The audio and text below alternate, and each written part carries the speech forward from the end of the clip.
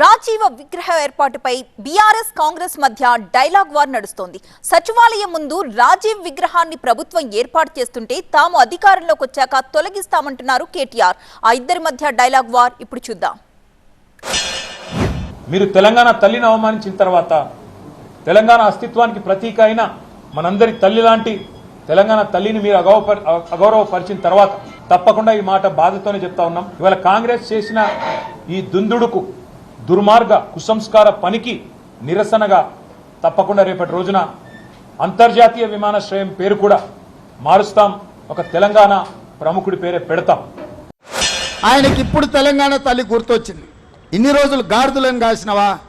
10 సంవత్సరాలు తెలంగాణ తల్లి విగ్రహం పెట్టాలని సన్నాసి తెలంగాణ గురించి మాట్లాడే నైతిక హక్కు నీకెక్కడదని నేను అడగదలుచుకున్నా. అందుకే పెద్దలు బట్టి విక్రమార్క గారి అనుమతితోని డిసెంబర్ 9, 2024 నాడు సచివాలయం లోపలనే తెలంగాణ తల్లి విగ్రహం పెట్టే బాధ్యత మేము తీసుకుంటాం.